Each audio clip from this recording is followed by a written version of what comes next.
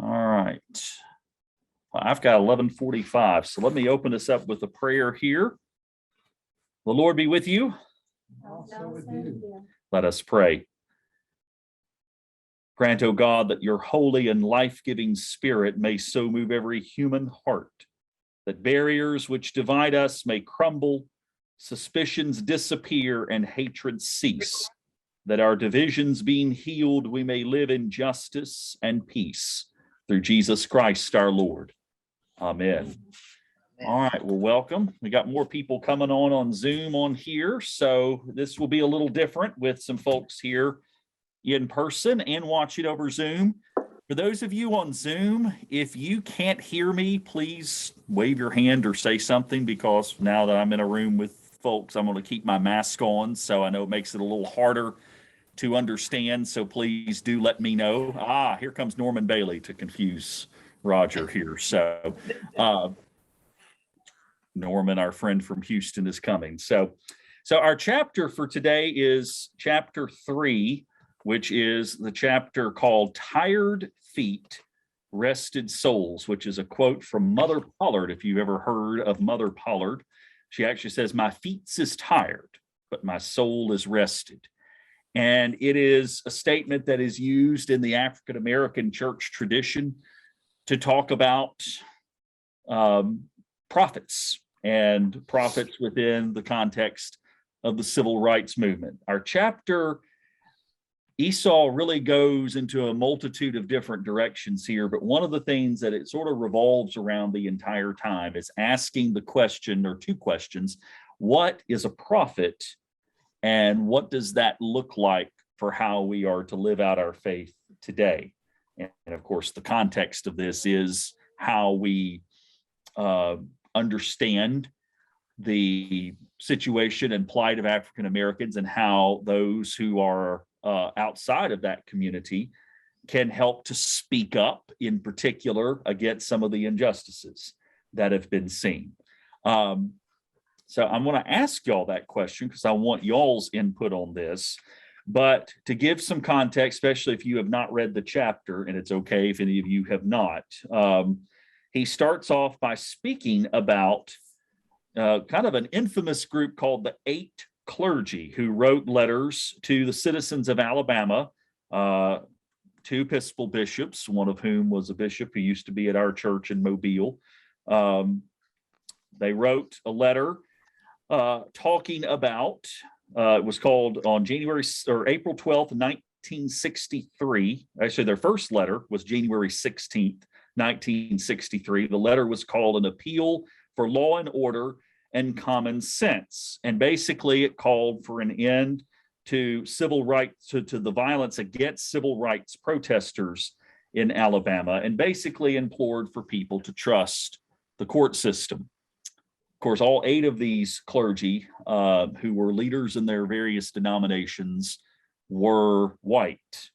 They wrote another letter a few months later on April 12th, 1963, which was addressed to the citizens of Alabama as well, which was essentially a criticism of Martin Luther King and the Southern Christian Leadership Council as being, quote, outside agitators, and that civil rights would not be accomplished if they didn't stop with their, quote, troublemaking that was going on, at least from the perspective of these clergy. And so where Dr. McCaulley starts here is going through this idea that moderation was what these 8 bishops were trying to do. But moderation, from the perspective of Dr. King, from the perspective of African Americans, was ineffective, and it was uncalled for. So that's where the question is, what is a prophet? And whether you've read the chapter or not, what do you think a prophet is? Kind of important figures in the stories of Scripture. And we say they're people who are modern day prophets as well. And if you can think of an example of one of those, I would love to hear that. But what is a prophet, or who is a prophet today? What I thought of, what came to my mind, read that, was John Lewis. Mhm. and good trouble. Good trouble.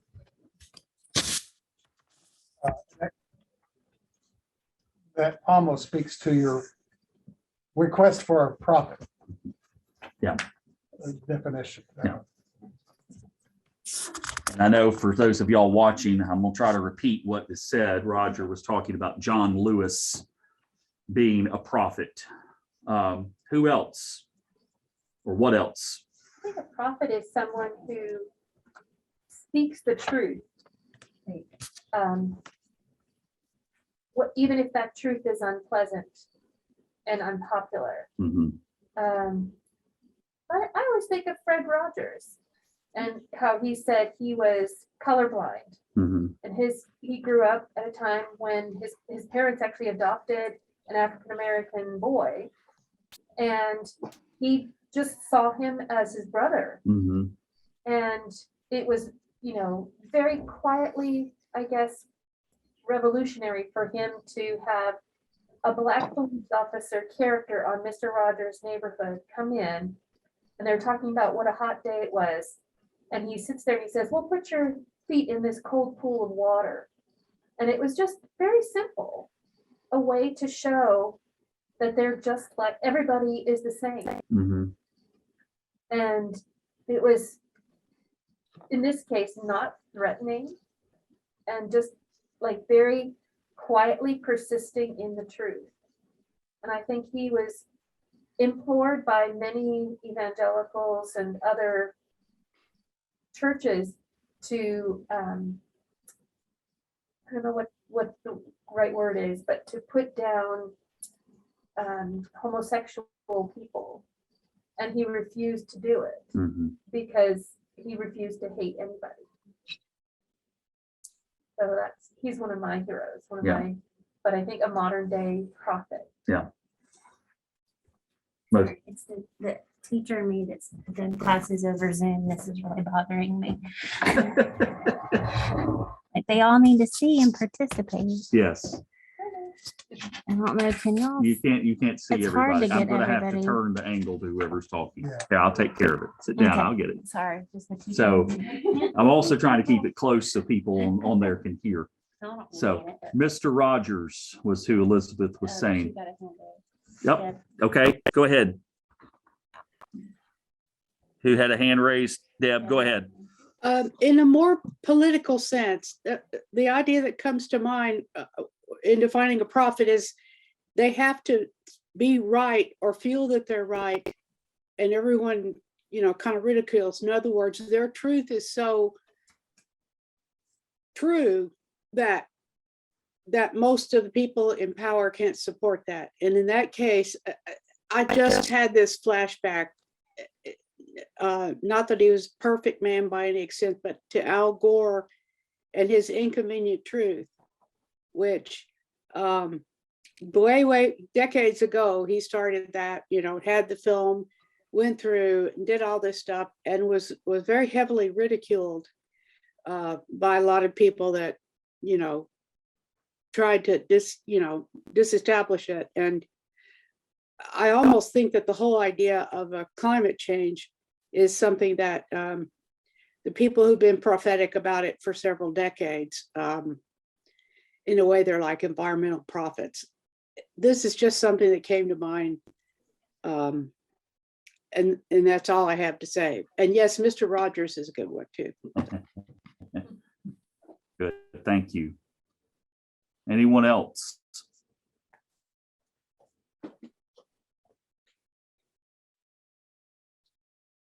I have to add that I really wish that Al Gore had been president. I honestly think we would probably be in a much better situation now. But that's just me, and and he wasn't, so it's all. So one of the observations that I have, and he wasn't speaking to any particular group, but certainly I think implied with white Christians, but we as Episcopalians have this wonderful concept called the via media, the middle way. It's this idea that we strike a balance between extreme evangelicalism or fundamentalism more appropriate on one end, and the overly ritualistic errors of what I call liturgics on steroids on the other end. But an observation I've had over the years is that Episcopalians by nature like for everything in our church to be in moderation. We don't like excesses in many things. And one of the areas as a priest where I run into this, not just directly with people who get mad at something I preach about, but who just in general want to say, and tell me if you've heard this before, politics should not be in the realm of the church. You ever heard that? Anybody ever heard anyone say that? Yes. And I will say I will agree that partisanship has very little place in the church. You know, as much as we all have our own sides of the aisle that we fall, think, you know, if I got up in the pulpit and endorsed a particular candidate running for office, then probably people would be justified in being upset with me. But one of the quotes from Dr. McCaulley is he speaks about, for many Black Christians, the answer to the question of, is this work prophetic or merely partisan politics, is self-evident. We as a community have never had the luxury of separating our faith from political action. And perhaps this is one of the biggest challenges for us as Episcopalians, because here we are, I mean, we're part of this group is we're not just talking about the book and say, well, what nice things did you learn from the book? It's talking about, now, how does this reflect on us? And how does this impact how we view the world and how we act upon the world? Just some thoughts from any of you. What does it mean for you when you hear about politics and church? And I ask that because I think we're going to have a wide, divergent set of beliefs about what that means. What does it mean for you to talk about politics and church?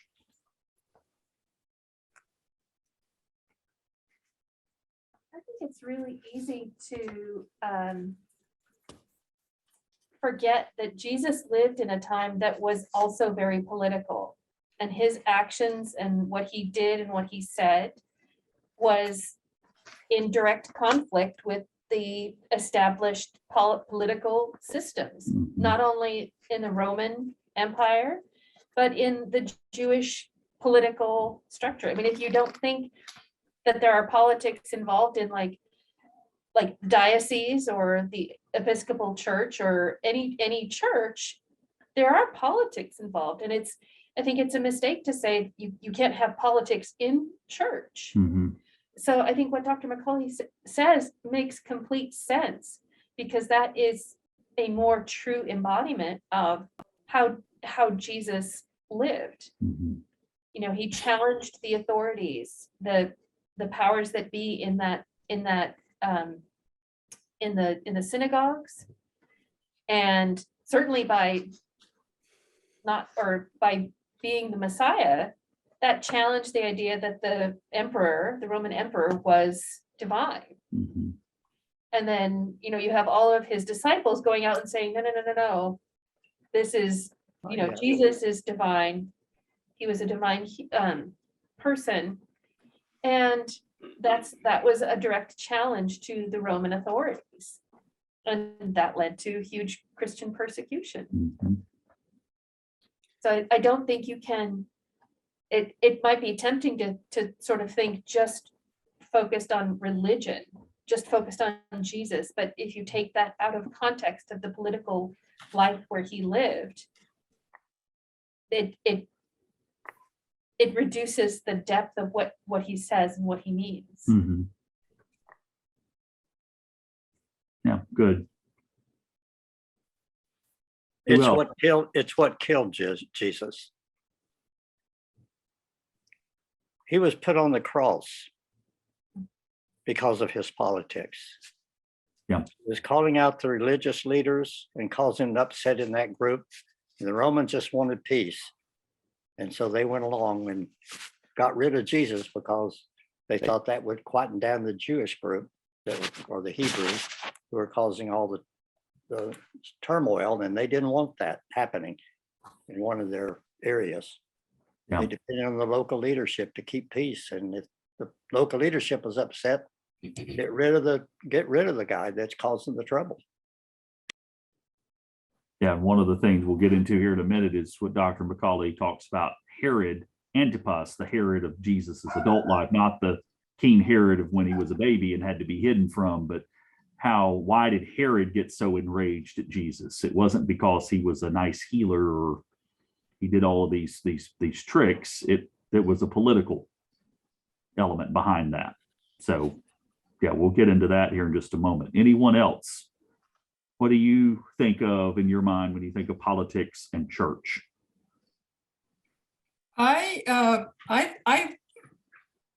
It's very confusing for me, to be honest with you, because to me, it should be clearly simple, either whether you take the Old Testament, the New Testament. Take the New Testament, Jesus spoke, told us how to live, and it seems that the church, in my view, should be proactive in our community, in our outer world, in trying to mesh that message that he gave us with our world. But what makes it confusing, or I don't even know if the word confusing, it makes it contradictory, is that even in his book, how he talks about, and we know how slavery was justified, by the church and by church leaders. And certainly in today's world, I mean, you have a totally different and polarizing points of view, each with the justification of the Bible or their church, or just last week, or was it this past week in Nashville, a pastor burning books, Harry Potter books, and the guise of the Christian church. So I don't know. I don't know.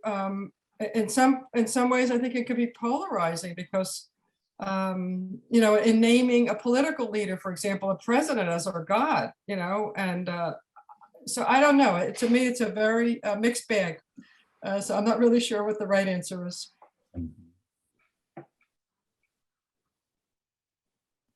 Thank you for that, because I think it's not a cut and dry, this is what it is. I think you're here, we're all have come from a little different place on this. Any other thoughts about it? What does it mean by politics? What's the, I think a lot of people are told, you shouldn't be preaching about candidates. Yeah. But if the church doesn't address social issues, yeah, where are we?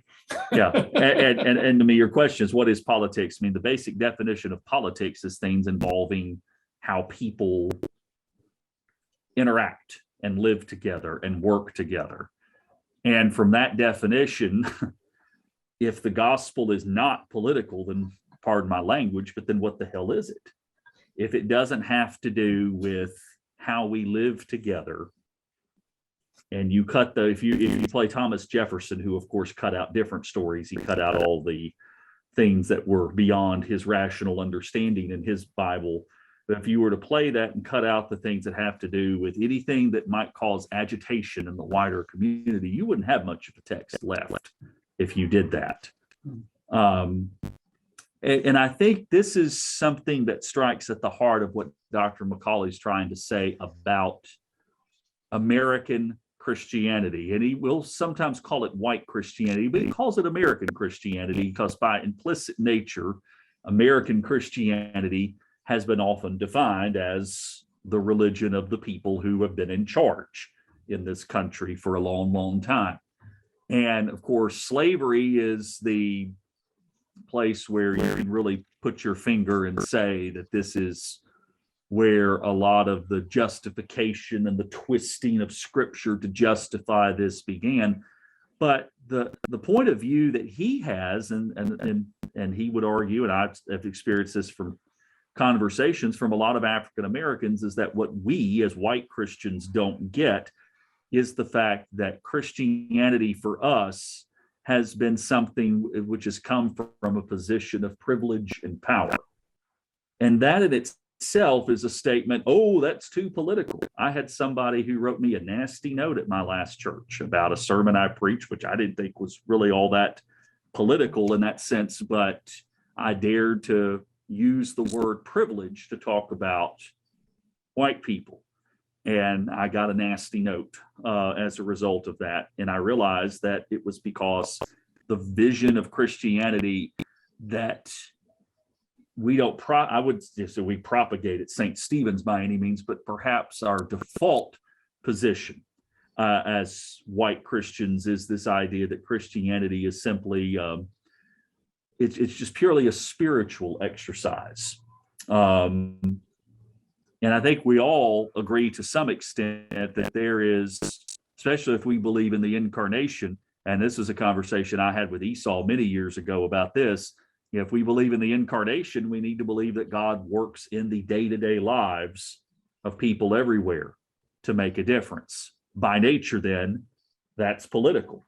I want to jump to something here because Norman brought this up, but again, he is a New Testament theologian, so he argues a lot of his points out of taking some scriptures. And one of the scriptures that he talks about is the test, as he calls it, the testimony of Jesus to political resistance. And he mentions the first 2 chapters of Luke, which, if you've read the Song of Mary, the Song of Elizabeth, all of those songs that are the foretelling of Jesus's birth and whatnot, the Magnificat is God has raised up the lowly and cast down the mighty. Is that a political statement? Is it a spiritual statement? What do you think it is? It's a little bit of both, isn't it? And that's the point. You can't really separate one from the other in the call of Jesus. So why do we separate it? Separate what? The political and the spiritual, try to make a separation between the two.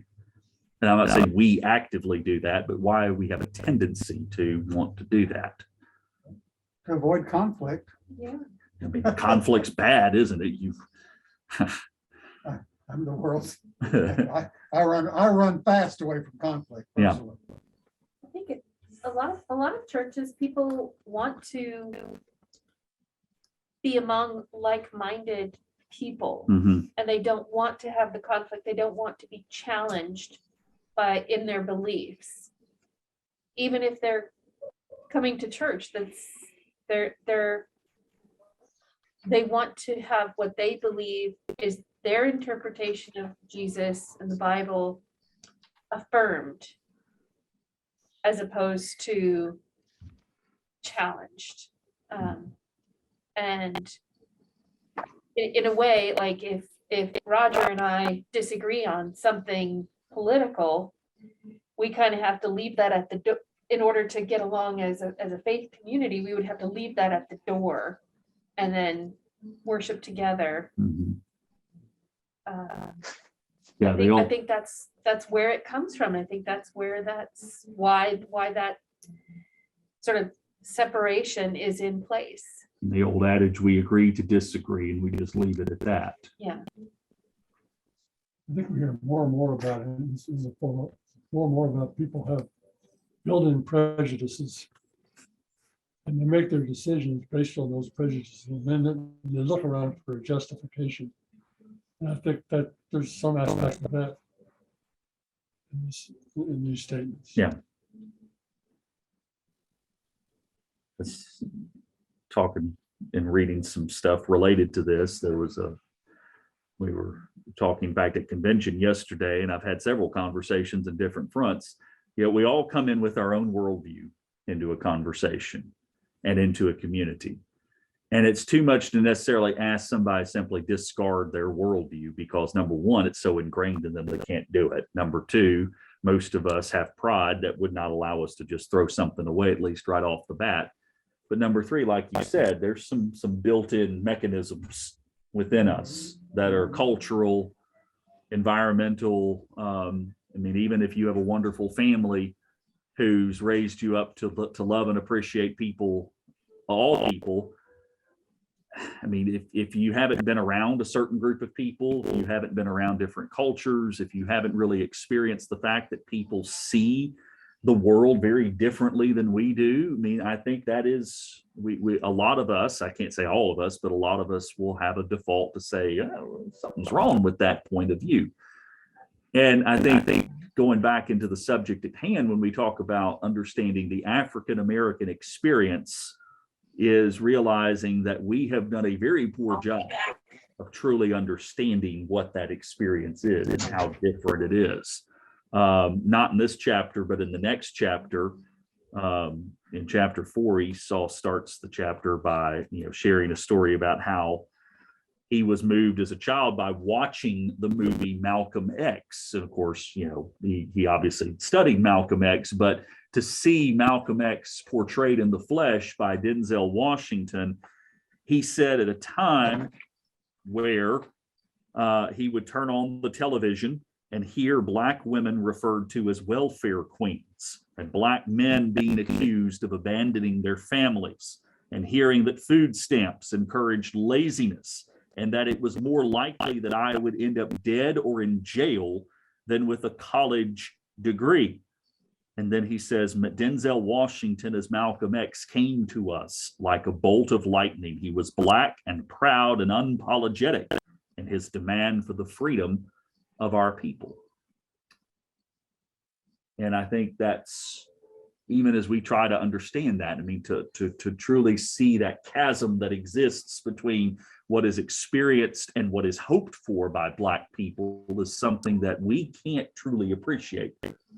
We can only listen to the stories and try to gain as much as we can. And that's, from their perspective, the gospel, or say from Dr. McCaulley's perspective, and he argues this on behalf of many African Americans, that the experience of the gospel for them is Jesus is confronting the powers and dominions of this world. And those things are literal entities that must be resisted.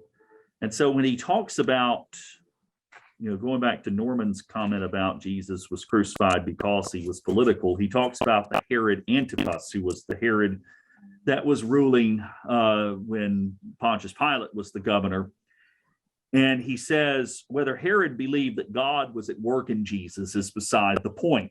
Herod displays no fear of God. Power was Herod's God. What Herod feared was the hope that Jesus might give to the disinherited, a populace that believed that God was on the verge of breaking in was dangerous. And he goes on to talk about how Rome ramped up security every Passover because Passover always threatened to rekindle the memory of God's mighty act to save.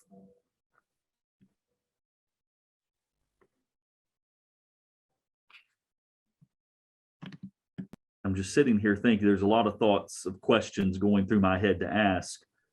One of which is, have any of us experienced, I'm going to use his phrase and ask you to interpret it as you see fit. Have any of you experienced the reality of being a, quote, disinherited person? Can you even describe what that might mean?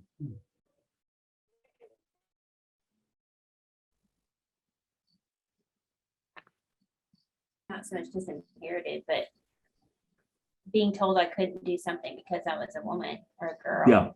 Yeah. I've had a few instances of life where I was told that. And just that's not anything I could help, obviously, but automatically being judged upon because I was female. Yeah. And not seen as equal or capable of doing something because of my gender, and being treated as such.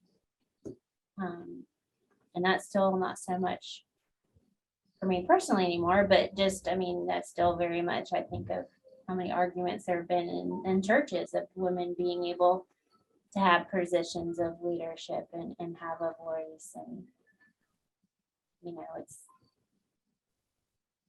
kind of, I'm not just like comparing the two, but maybe I am, but Yeah, that's a whole other issue, I know, but it's but no, I in mean, the same way it's being judged for something that I have no control over, just as we cannot control yeah. what color we are or where we were born or Yeah. I mean, it's the question was, have you experienced being disinherited? And yes, that's the experience. Of course, I know a lot of Sarah's stories, but just Yeah, hearing her and my mom who've gone through the experience of where's your husband? Mhm. being with Deb, I know her stories about the same thing. Yeah. Just written Well, off. if it, this is a personal matter here, but I was the first person. I have a rather large family, as many of you know, but I was the first person on either side to actually graduate from college. And a lot of people who come from a Southern background or a poor background, the first person to actually, become a college graduate and to technically be able to live in a, higher middle-class status becomes seen as outside of the group. Now that you've made it through to this other level, you're no longer part of what you came from. And people used to tell me things like, well, you're not really Southern, which I was like, how do I quit being Southern just because I have a degree and so forth. So I'm just saying that it's no longer quite the problem, but over the years, it was really a fairly discomforting problem to myself. And it still is a problem, I think, in my feeling completely comfortable with a lot of people at St. Stephen's. It's my problem. It's not St. Stephen's problem, but I'm not really completely comfortable, typical middle-class person. But that's my problem. And I think I've always been very welcomed in the church. So it's not any criticism or anything like that, but it's just my issue. Mm-hmm. And it was very pronounced when I was growing up at St. Mary's, because to have an Appalachian Catholic was as very rare. But yes, there are some. But anyway, just pointing that out. I was always made to feel very way out of context with what was going on. So to a certain degree, I can identify with that element, not completely, but with that element in Black people that always feel like they're always the odd person out, and that all the speech and everything going on around doesn't really refer to them. Anyway, that's all I have to say. And I apologize if I keep getting up. My dog is so loud I can't really hear what's going on, but I'll try. He's wanted to chime in too.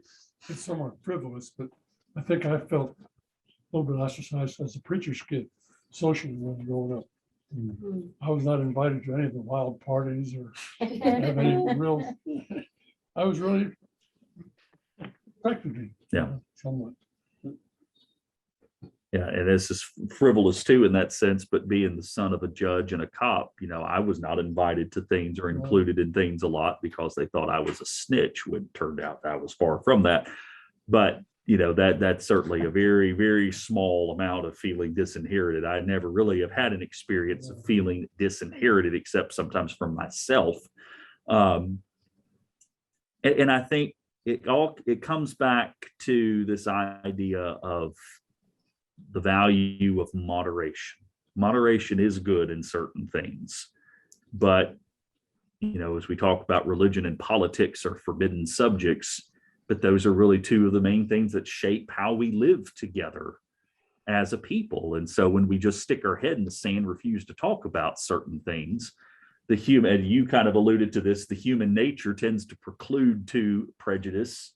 And prejudice can lead to the way in which we mistreat others, and that can lead to injustice, and that can lead to suffering among people. And so when we just say, oh, all is, we just don't want to talk about these things, the reason that a savior was sent in the first place was because something had to be done.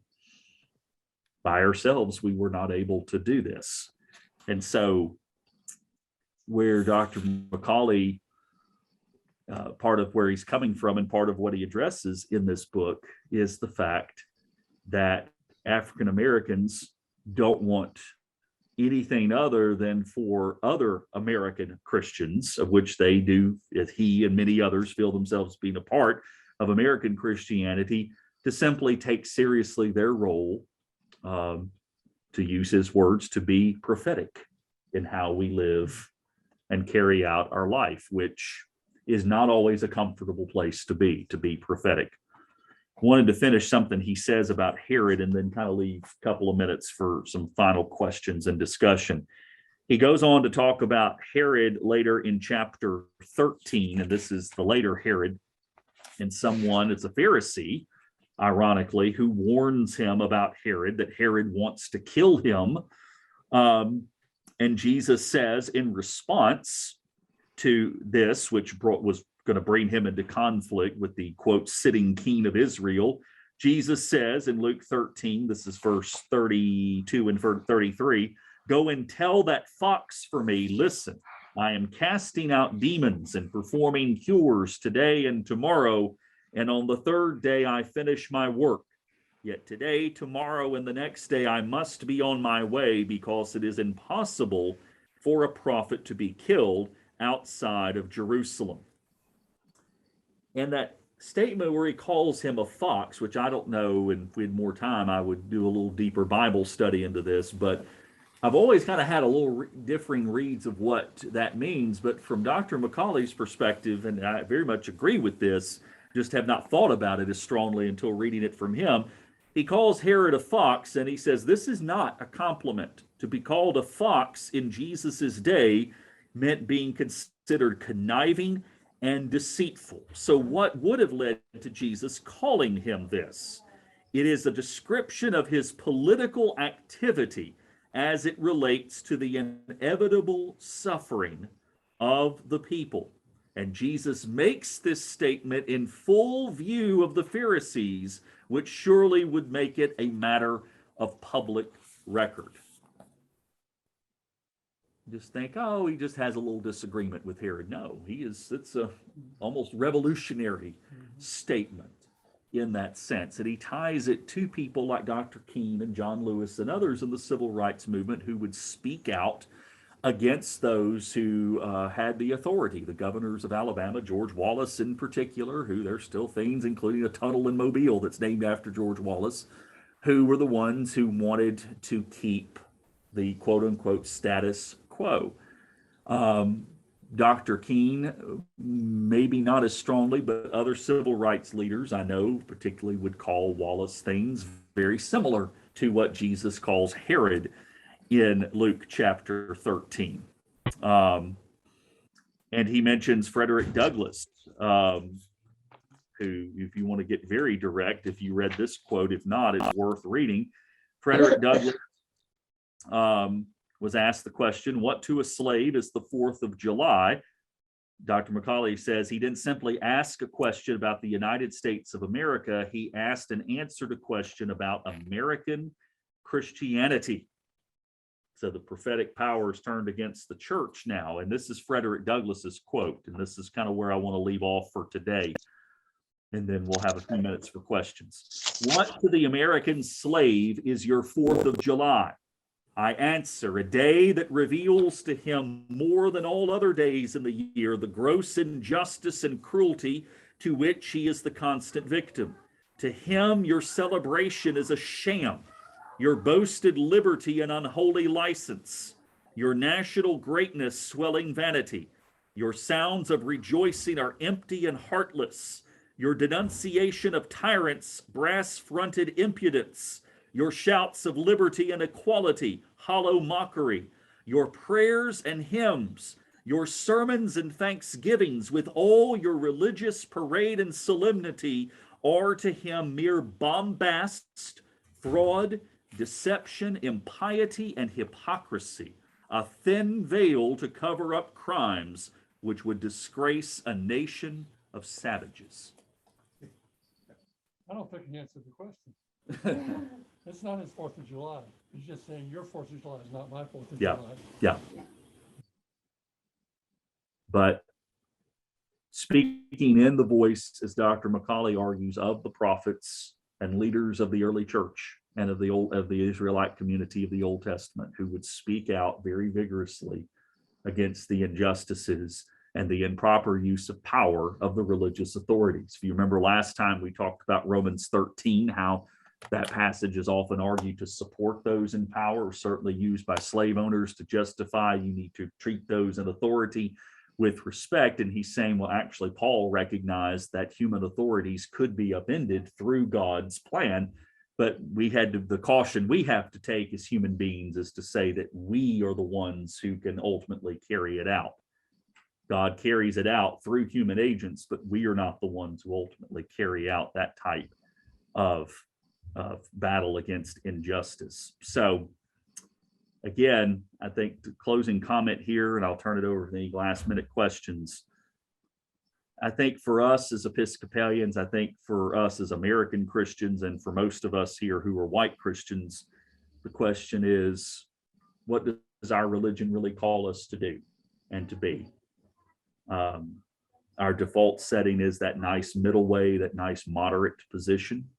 And again, moderation is appropriate in some things, but when is moderation give way to acting on behalf of those who suffer in our midst?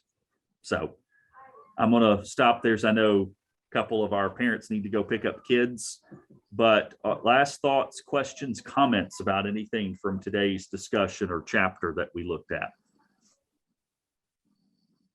Well, talking about Jesus being revolutionary and a disruptor, one of the lines in the New Testament is go the extra mile, which we take as something to do a favor for someone. But in the context of the time, and I can be corrected if I'm wrong, in the context of the time, a Roman soldier could ask you to carry their kit for X amount of mileage. And you had to do that as a member of the Roman Empire. But if you went an extra mile, it would get the Roman soldier into trouble. Yeah. Because they weren't supposed to abuse the rules that they were. Yeah. So anyway, and so that's Jesus keeps poking at the establishment. Yeah, and it's not revolutionary for the sake of being revolutionary. It is because the situation is truly that bad. And again, the question of what it means to be disinherited, to use his word, or to be the outside looking in, or to be the group that's ground under the feet of those who are in power. This is the problem at hand that is repeatedly over and over and over again addressed in Scripture. And the Messiah's coming into the world is not, just some magic fix and all it's well. It is a battle against those powers that hold a lot more people than we would like to admit under the control of those who simply want, at best, to maintain the status quo, and who at worst want to exploit and dominate. We certainly, hopefully, are not in that latter group, but I think the allegation made against us as a community, not again St. Stephen's, but us as American Christians, is we are too interested in maintaining the status quo when the status quo not only hasn't worked, but has caused the suffering of countless number of people. And that's just something we don't talk about a lot as a church.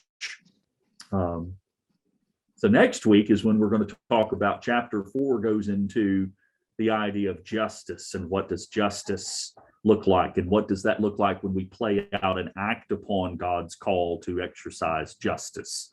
So we've kind of been convicted and brought, what do we do now? Next week is, okay, let's talk about what we can do as people of faith, not going out and just trying to fix all the world's problems at once, because that's not going to happen. And Dr. McCaulley warns us that, it's God, the one who leads us in that charge. But what is God calling us to do, and what are the ways we can be agents to help to lift up the brokenhearted and cast down the mighty from their thrones when they have exercised their power for evil and not for good. So any other comments from those of you watching online here? Any comments, thoughts, anything? Turn it to me where y'all can see me now. I'm sitting here off to the side here.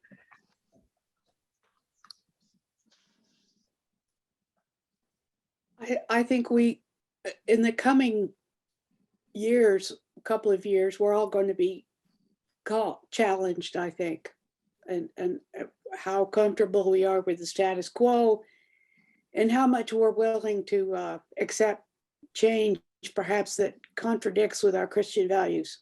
Yeah. That's all I can say. Yeah. I would like to add, again, I'm the outsider, but I'm not really. I grew up in Chattanooga and in the 40s and 50s, and Supreme Court decision 54 saying, you know, can have segregation, then having the fire department out with hoses, squirting the African Americans that were out protesting and all this. I've gone through that. But when we speak of the status quo, going from the time I was a child and being told that it was okay to have separate but equal, you know, birds of a feather flock together, all these reasons for justifying it, to where we are today, or at least where I am today in Houston, and having taught at a university which is proudly speaks of their diversity. I think what we need to help ourselves is to have interaction with people that are different than we are.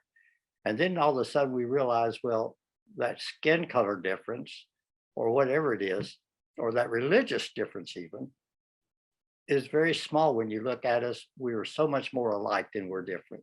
And that helps when you have that interaction, whether it's teaching at the University of here or the opportunities I had to teach in overseas and interact with people in different countries. I think it really helps to get over the hump when we just think of ourselves as these white people off in a corner somewhere. Yeah. Right. Thank you. So, all right, y'all. Well, same time, same place next week. We'll have Zoom available for you to jump in if you would like. But thank y'all for your good comments. Keep wrestling with the books. I said chapter 4 is where we'll be next time. Thank you. All Have a right. good week. All right, everyone. Take care.